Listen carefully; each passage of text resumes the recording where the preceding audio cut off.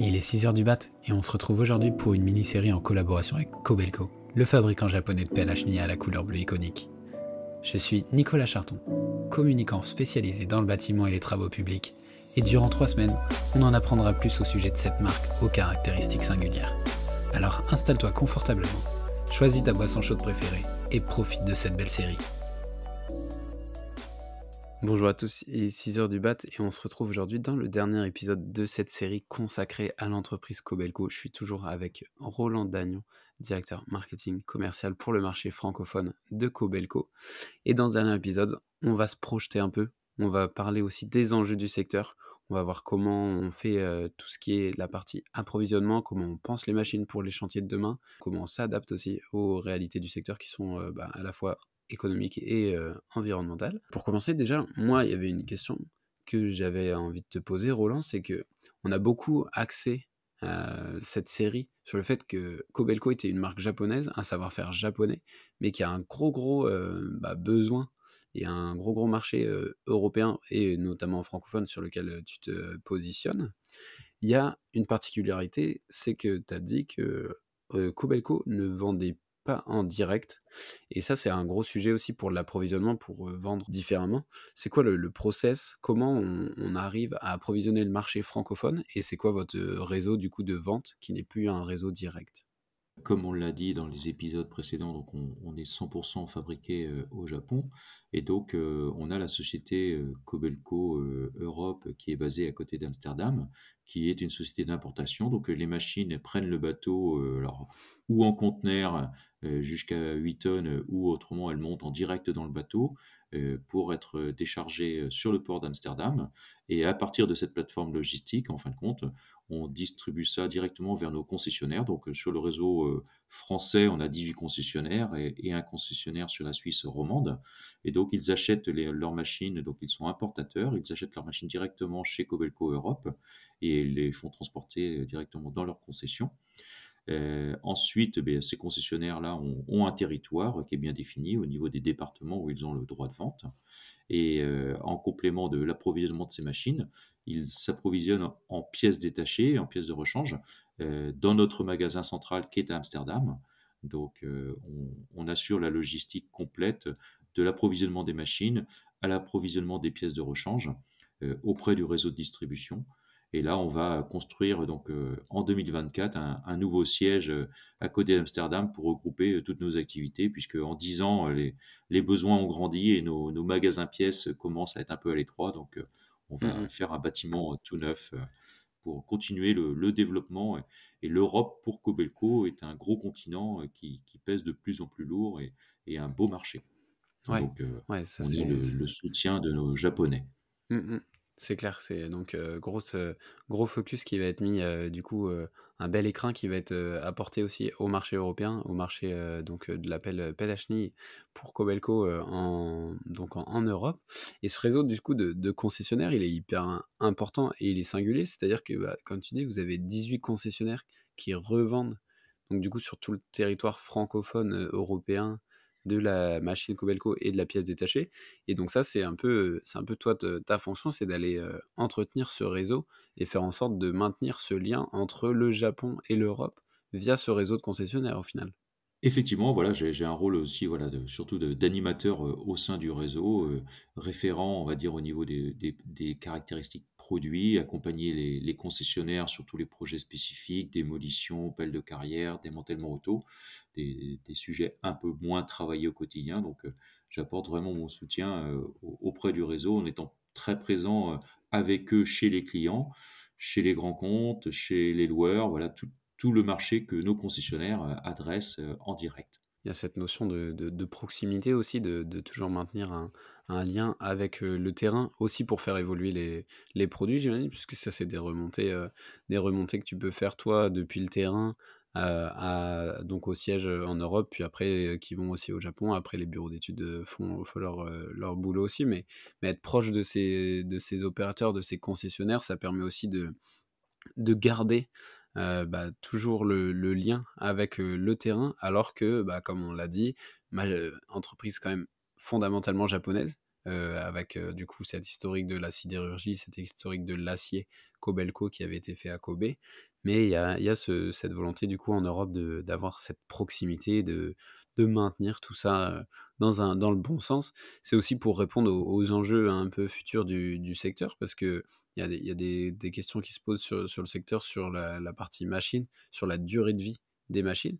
Ça, c'est un gros enjeu puisque, bah, économiquement, une machine, c'est quand même un investissement. Il faut qu'elle puisse être rentabilisée. Les durées de vie des machines, Kobelco, c'est quoi les évolutions qui ont été faites et c'est quoi la durée de vie, un peu type d'une machine Kobelco, de ton point de vue, Roland? Bah, c'est vrai qu'on nous demande souvent pourquoi les pelles japonaises ou les pelles Kobelco durent plus longtemps que les autres. Bah, la qualité légendaire, japonaise, c'est pas un mythe, c'est ancré dans l'ADN, de notre bureau d'études et de nos usines, en fait. Ça part, eh bien, de choix de composants, haut de gamme, et ensuite, eh bien, il nous appartient, de faire un assemblage de grande qualité, sans faille, pour, justement, assurer une grande durée de vie. Donc, nous, on a 2 usines au Japon. Si je prends, sur l'usine d'Hiroshima, qui est l'usine des grosses pelles, je peux prendre 2 exemples, assez parlants. C'est une usine sous pression positive pour exclure les entrées de poussière externes au niveau pollution, de l'air. Toutes les entrées de l'usine ont un sol collant pour que les chariots élévateurs n'apportent aucune poussière, de l'extérieur, et à l'intérieur, en fin de compte, tout l'air est brassé et filtré en permanence pour, s'assurer, en fin de compte, que le on ait une propreté clinique au niveau de l'usine.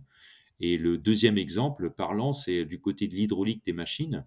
À la fin de la fabrication, la pelle, elle est mise sous dialyse, lors de OK. sa mise en route pour filtrer en externe, sur un très gros filtre extrêmement fin et retenir toutes les particules qui pourraient détériorer prématurément les composants hydrauliques. Donc on est ainsi certain de livrer une pelle testée et approuvée pour une grande durabilité, en fait. Donc ça, c'est ce qui permet de s'assurer, en fin de compte, d'une grande qualité de fabrication avec une vision de durée de vie de 15 000 heures des pelles gamme lourde, justement, pour, voilà. Le but aujourd'hui, dans l'époque que l'on vit, c'est pas de faire du matériel jetable, c'est Ouais. surtout de continuer à construire du matériel durable. Donc c'est vraiment le focus, de Kobelco, et dans tous les développements que l'on fait, c'est toujours, l'idée de base, c'est toujours la qualité sans compromis, quoi. Ouais, parce que, bah, nous, ça, c'est encore un parallèle qu'on fait sur l'épisode précédent sur la partie produit, mais faire du gros tonnage et maintenir autant d'heures de durée de vie, c'est quand même, bah, c'est quand même assez fantastique de pouvoir faire ça, parce que plus la machine est lourde, plus du coup elle consomme, plus elle est mise à contribution sur le chantier et donc du coup, on pourrait se dire, bah, une machine de gros tonnage peut pas durer, 15 000 heures, tu vois? C'est des choses qui peuvent, se poser comme question et au final, par la conception, par l'idée de cette process, de cette qualité japonaise, vous arrivez à maintenir des durées de vie assez longues et 15 000 heures, ben, c'est quand même 15 000 heures, c'est énorme quoi sur la partie, machine.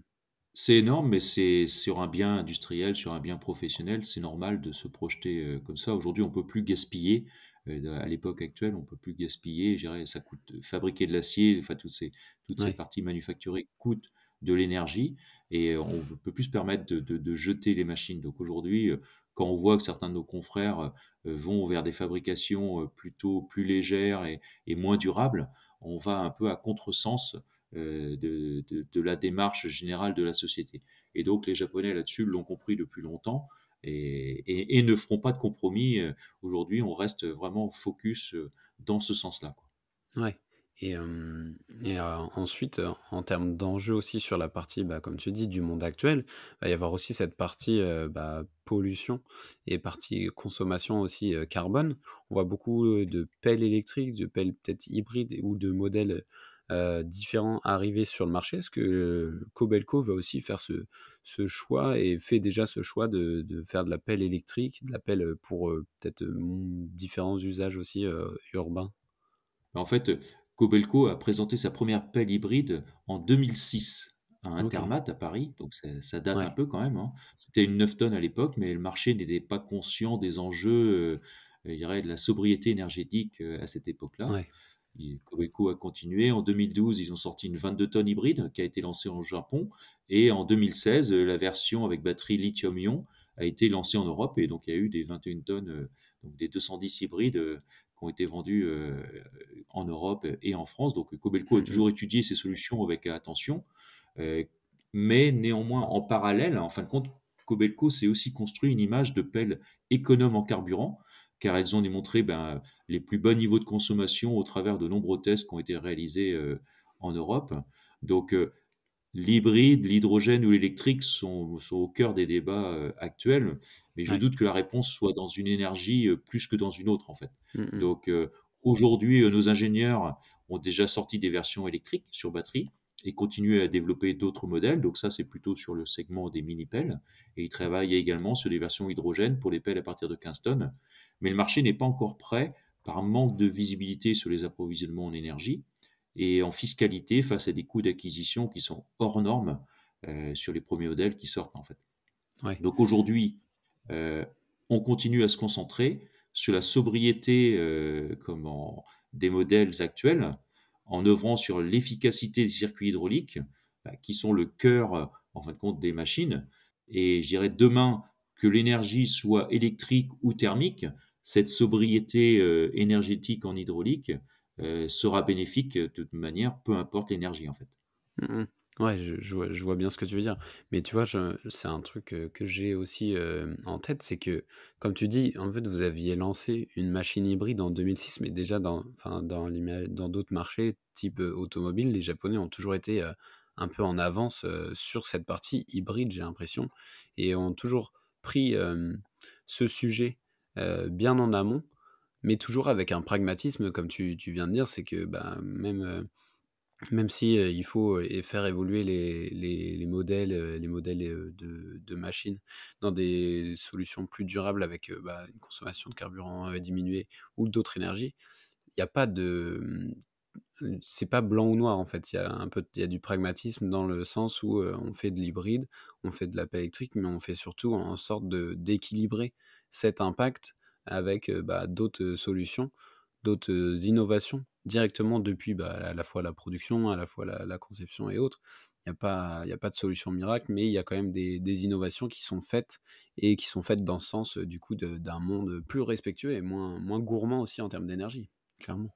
Oui, clairement. C'est vrai que la base d'une pelle, c'était un engin hydraulique et Mmh donc mh. nos bureaux d'études, en fait, on travaille énormément, nous, sur l'optimisation des circuits hydrauliques des machines pour toujours baisser je dirais, le besoin en énergie et demain, peu importe qu'on y mette un moteur électrique, hydrogène ou thermique, la clé de la réussite de l'ensemble, c'est d'avoir un système hydraulique, très efficient et peu énergivore, en fait.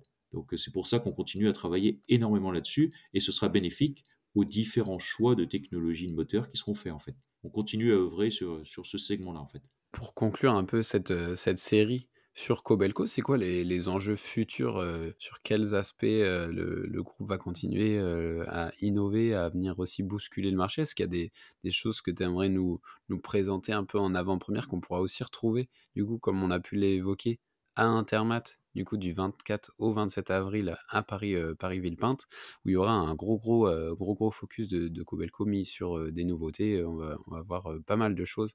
Ce sera l'occasion aussi, pour tous ceux qui auront écouté, cette mini-série, de découvrir un peu les sujets sur lesquels on a discuté avec toi, Roland. C'est quoi le futur de Kobelco? Eh bien, le futur, on va dire déjà un des gros projets pour nous qui est lancé sur l'Europe, c'est le nouveau bâtiment avec les nouvelles installations pour Kobelco, en fin de compte et qui permettront, de soutenir encore notre réseau de concessionnaires. Donc, nous, aujourd'hui, on a constitué un réseau de concessionnaires, sur la France et la Suisse qui est solide, qui est efficace, qui a un vrai savoir-faire technique. Donc ça, c'est quand même la base, de la marque, en Europe et en France et on va continuer donc, à proposer aux clients des matériels, fiables, durables, sobres. Ça reste, je dirais, l'ADN de ce qui a construit notre image depuis notre retour depuis 10 ans. Donc, à Intermat, on présentera, des nouvelles machines, heu, toujours dans la gamme actuelle, toujours dans la gamme de ce qui se vend, mais, pas de machines, à nouvelle énergie pour l'instant, en fait. Donc, OK, ces machines-là sont au Japon, elles d'accord. sont développées, mais le choix de commercialiser ces machines-là n'a pas encore été fait puisqu'aujourd'hui, pour être, clair, ça ne se vend pas aujourd'hui. c'est proposé, c'est montré, mais on n'est pas encore arrivé au stade de l'automobile où ça s'est démocratisé de plus en plus. Aujourd'hui, ça se vend pas ou peu à des prix hors normes et le marché n'est pas là. Donc on attend qu'il y ait encore des choix, de fait au niveau des politiques et des approvisionnements pour déployer cette énergie, je dirais, qu'il y a à mettre autour du développement des nouvelles gammes. Donc, aujourd'hui, en fin de compte, on n'est pas sorti du besoin en énergie fossile, donc il ne faut pas baisser les bras sur l'optimisation des machines Ouais, actuelles, des machines thermiques, parce ouais, qu'on en a encore pour quelques années. Donc, et ce sera de toute manière tous nos développements que l'on fait, ils seront bénéfiques après aux nouvelles énergies. Mais aujourd'hui, on ne baisse pas les bras et on continue à développer des gammes traditionnelles parce que le marché est là et c'est ce dont nos clients ont besoin et c'est ce qu'ils vont continuer encore à acheter demain, quoi. ouais. Mmh. Et Très clair. un dernier point, on nous pose souvent la question sur l'élargissement de notre gamme. Alors, on restera sur le segment des pelles à chenilles, pour lequel on est vraiment un spécialiste et 100% de notre énergie quotidienne, nous, elle est consacrée à ça et on ne peut pas nous appuyer sur une autre gamme en cas d'échec. Donc, pour nous, ben, l'échec n'est pas envisageable. On est le spécialiste de la pelle à Ouais. chenilles et on se doit de continuer à fournir un service et un bon matériel, je dirais, dans ce segment-là, quoi. Beh, c'était des très belles perspectives, des très beaux mots pour conclure cette mini-série, sur Kobelco. Ça m'a fait vraiment plaisir d'en discuter avec toi, Roland, puisque c'était une marque que j'avais trouvée vraiment, singulière et qui avait, du coup, des choses à dire, des choses à raconter. J'espère que cette série vous a plu, que vous avez appris, plusieurs, choses et pas mal de choses sur cette marque japonaise, iconique par son bleu, iconique par son fonctionnement et par son réseau de distribution et surtout, bah, avec un gros focus à venir et une petite mise en lumière de tout ça, à Intermat. Ce sera un plaisir de te retrouver aussi là-bas, Roland, j'imagine, pour parler, Kobelco. Merci à toi d'être venu ce matin pour, parler de Kobelco et puis, on se retrouve très vite pour parler BTP. Merci à tous et rendez-vous à Intermat. J'espère que tu as appris plein de choses sur Kobelco, leader mondial des pelles hydrauliques. Ça me tenait à cœur d'en savoir plus sur cette marque au fonctionnement singulier, et si cette série t'a plu, n'hésite pas à mettre 5 étoiles au podcast et à la partager à tes collègues. On retrouvera Kobelco à Intermat du 24 au 27 avril. D'ailleurs, si tu veux ton badge gratuit pour Intermat, clique sur le lien en description et utilise le code INF02. A très vite pour réveiller de nouveau le BTP.